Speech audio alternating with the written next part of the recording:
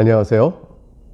주 안에서 사랑하는 나그네 교회 교우 여러분, 그리고 하나님의 말씀을 같이 읽는 그리스도의 형제 자매된 교우 여러분, 오늘도 함께 이렇게 주의 말씀을 읽어가면서 만나게 됨을 기뻐합니다.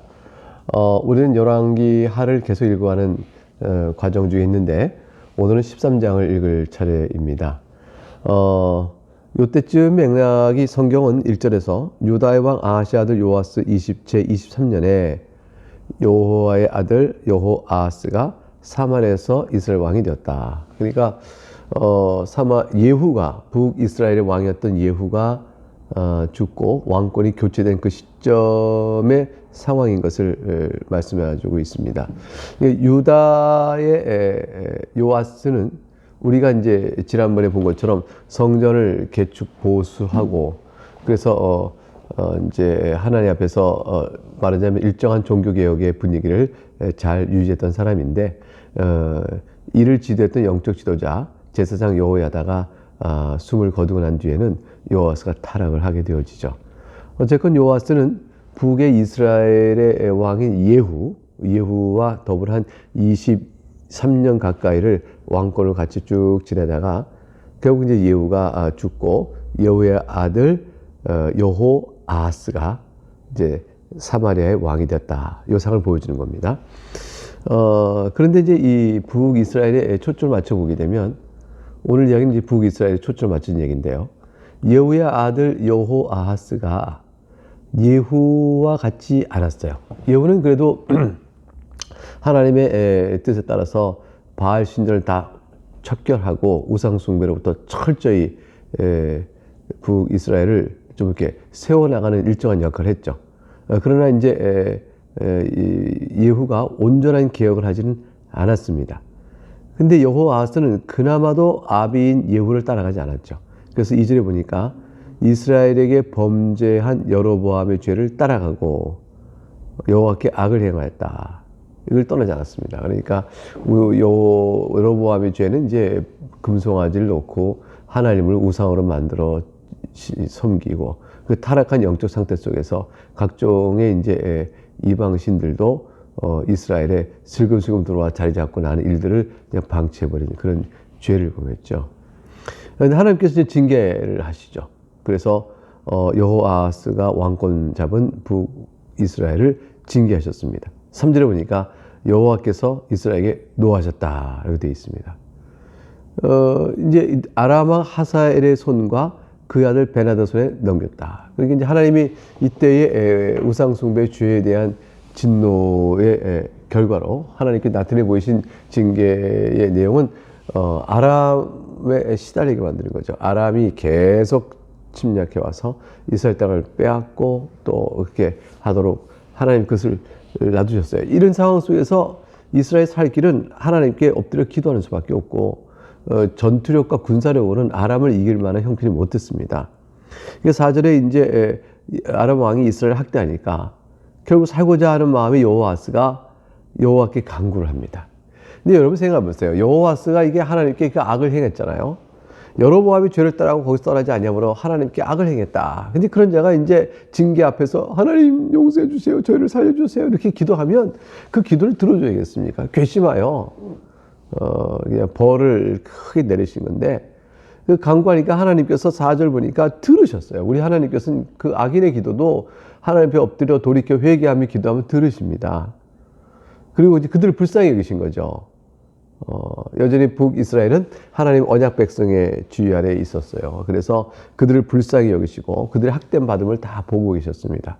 하나님께서는 이 세상 중에 있는 일이 신자가 받는 고통, 하나님의 이름을 부른 자에 받는 삶의 고난과 슬픔과 아픔을 다 보고 계세요.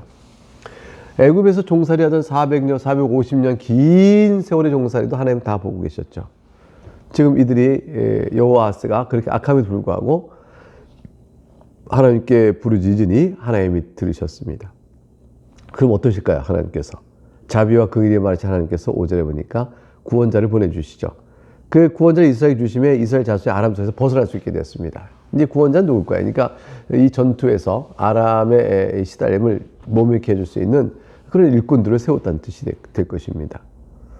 그래서 이제 백성들이 5절에 보니까 아람 사람의 손에서 벗어나 전과 같이 자기 장막에 거하였다. 이 자기 장막에 거하였다는 것은, 전과 같이라는 것은 그 빼앗긴 땅, 아람에서 빼앗긴 땅을 다시 이스라엘이 회복할 수 있었고, 따라서 거기에 자기 땅을 갖고 경작했던 이스라엘 백성이 돌아와서 땅을 차지하고 경작하며 거기서 원래 살던 거주지에 살 수 있게 되었다. 이런 뜻이 되어지겠죠. 자, 이렇게 정도 되어지면 그럼 우리 생각 어떻습니까? 우리가 여호와서라면 어떻게 됩니까?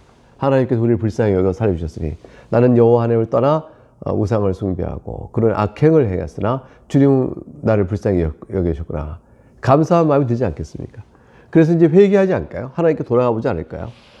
그런데 6절에 보니까 이 여호와스가 이럽니다. 그들이 이스라엘에게 범죄하게 한 여로보암의 집의 죄에서 떠나지 아니하고 그 안에서 따라 행하며 더 나아가 사마리아의 아세라 우상인 그 목상을 그냥 두었더라.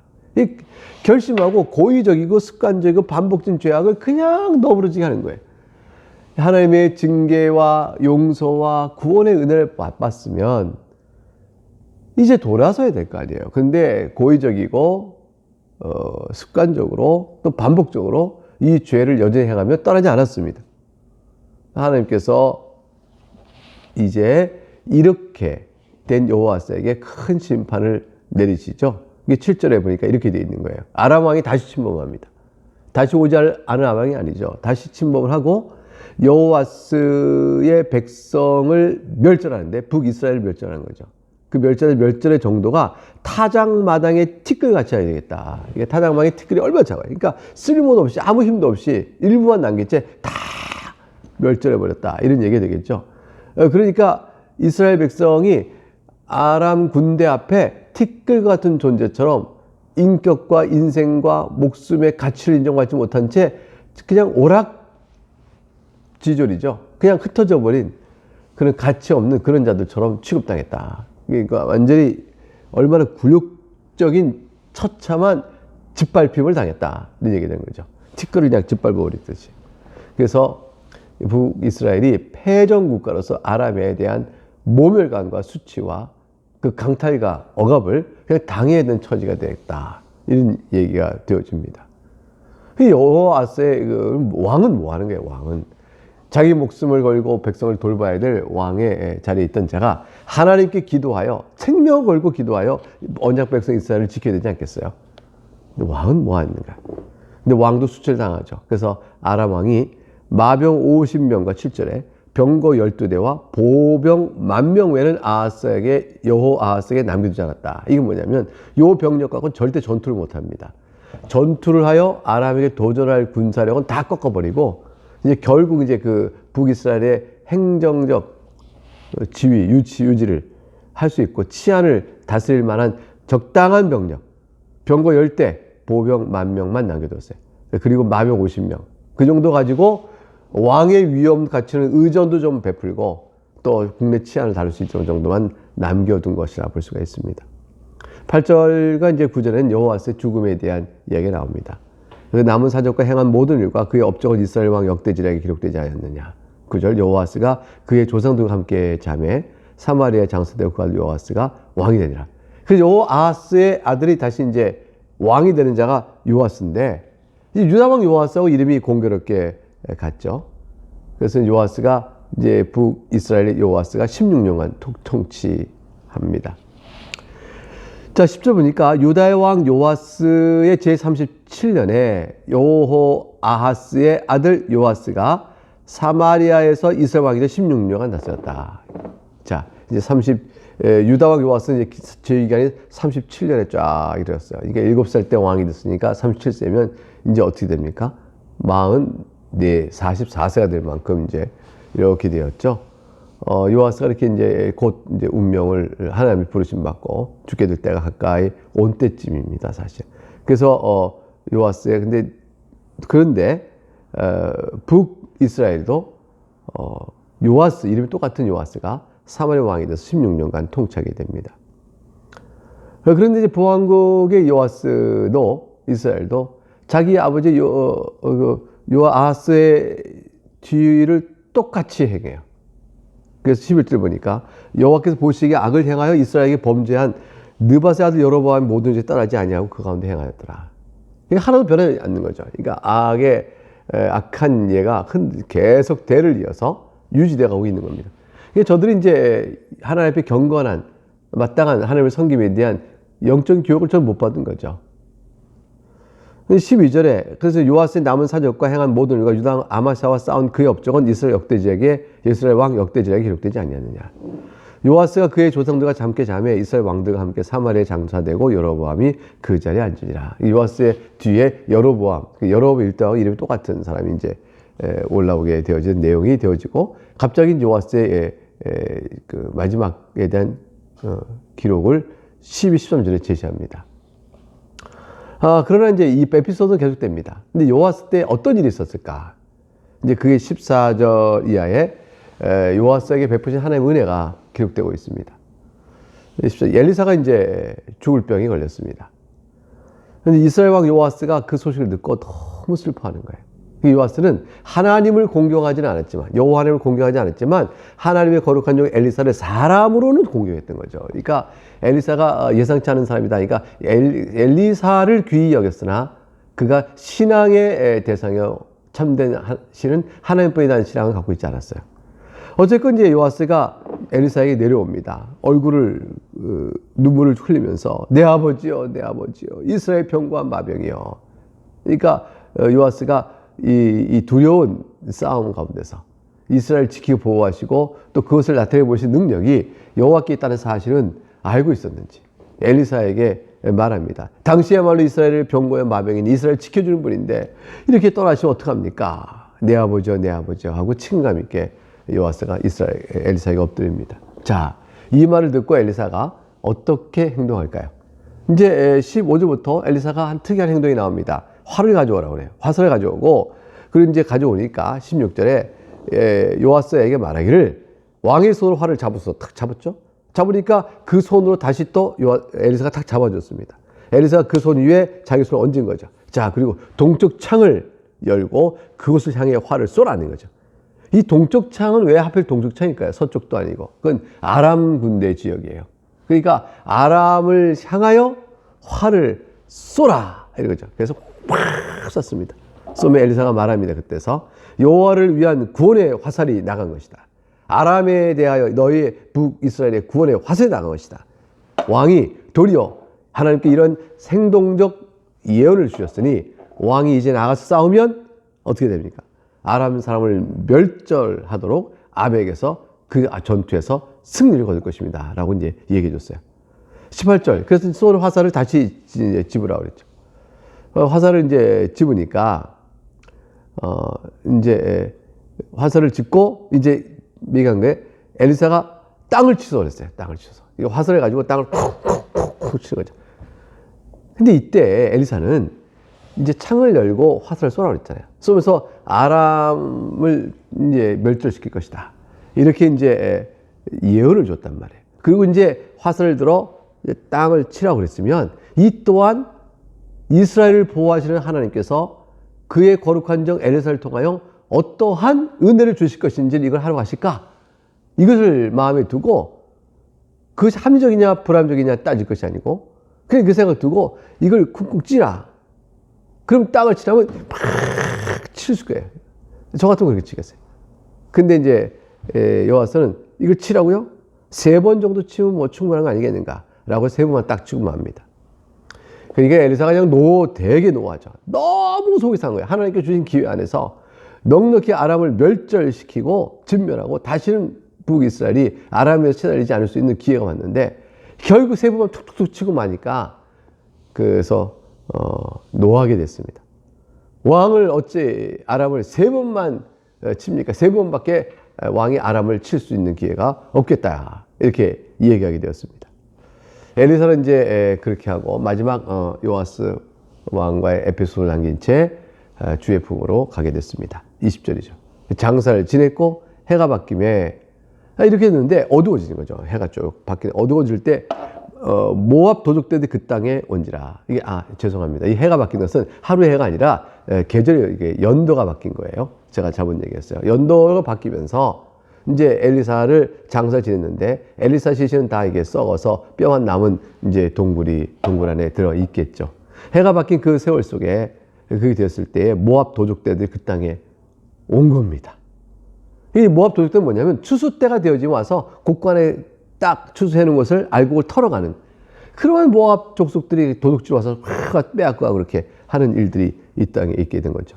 그 마침 이제 사람을 장사하는 사람들이 도둑들이 아이고 안 되겠다 하고 이게 사람을 장사하다가 말고 모압 도둑들 보고 무서워서 이제 얼른 자기 목숨을 구하려고 피하면서 장사 지낼 때 그 시체를 어떻게 해요? 이게 옆에 마치 엘리사의 묘실이 있는 곳이니까 거기다 확 던져버리고 도망을 가버렸다.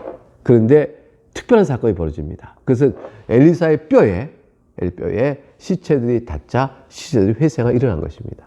이게 방금 죽었던 사람이 이제 죽은 거죠. 죽은 사람이 장사진을 하는데 엘리사의 뼈에 닿자 회생을 했다. 이건 하나님께서 이 놀라운 이적을 왜 주셨을까요?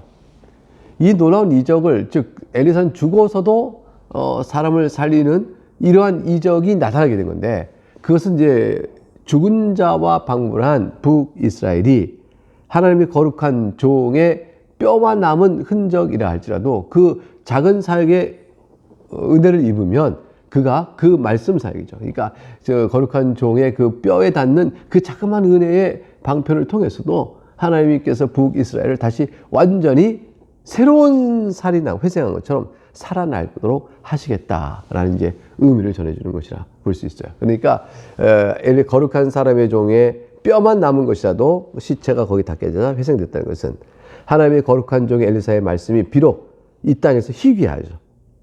희귀하다 할지라도 그 말씀을 받고 의지하는 자는 살아날 것이다 라는 이제 상징적 교훈을 주는 그런 사건이었습니다. 22절에 보니까 여호아스 왕의 시대에 아람 왕 하사엘이 항상 이스라엘 학대하였으나 23절 여호와께서 아브라함과 이삭과 야곱과 더불어 주신 언약 때문에 이스라엘에게 은혜를 베푸십니다. 그러니까 이스라엘이 하나님을 잘 섬겨서 받은 은혜가 아니요, 하나님께서 아브라함과 이삭과 야곱과의 맺은 언약 때문에 그 후손으로 언약 백성을 보고 북이스라엘을 도와주셨습니다. 불쌍히 여기셨어요. 그 멸하기를 즐거워하지 않으셨습니다. 만약 그러셨다면 벌써 없어졌죠. 북이스라엘. 이때까지 하나님께서 자기 앞에서 쫓아내지 아니하시고 북이스라엘을 나의 자녀다, 언약의 백성이다 하고 인정해주고 계신 것입니다. 24절 아람의 왕 하사엘이 죽고 이제 그 아들 베나다시 이제 왕권을 이어받았습니다. 25절에 보니까 여호아스의 아들 요아스가 하사엘의 아들 베나다의 손에서 성읍을 다시 빼앗으니, 거기서 왕권이 교체되니까 국력이 집중적으로 강화될 수 없고 잠깐 긴장이 된 그 틈을 타서 가서 성읍을 다시 빼앗아 왔습니다. 이 성읍은 자기 부친 요아스가 전쟁 중에서 빼앗겼던 것이라. 근데 요아스가 베나다를 3번 쳐서 무찌르고 이스라엘 성읍을 회복했습니다. 근데 엘리사가 뭐라 했어요? 3번만 땅 치니까 어찌 3번밖에 안 치냐 그랬어요. 결국은 3번 친 것에 대한 각각의 하나님의 예언이 이루어져서 요아스가 아람 왕 베나다를 3번 치고 무찌르고 빼앗긴 이스라엘의 땅들을 찾아오는 내용이 되었다. 이제 이것을 오늘 읽어본 내용의 마지막 부분이 되겠습니다. 예, 하나님께서 북이스라엘이 고난 중에 있을 때 악인의 기도라도 돌이켜 하나님을 찾으면 하나님 들어주시는 것을 봤습니다. 이제 결국 하나님 얼마나 자비롭고 은혜로우신가를 우리가 봤습니다. 또 하나님의 능력을 얼마나 뛰어나셔서 정하신 뜻대로 세상에 나아간다는 것도 또한 우리가 보았습니다. 이런 모든 내용을 생각할 때 예수 그리스도 안에서 용서받은 자로 하나님을 아버지라 부르며 살아가는 우리들의 인생의 행복은 얼마나 더 클 것인가 생각이 되어집니다. 여러분들 이 말씀 속에서 큰 힘을 얻고 또 오늘 하루 복되게 지내시는 그런 하루가 될 수 있도록 주의 이름으로 축복합니다. 여기까지 하겠습니다. 감사합니다.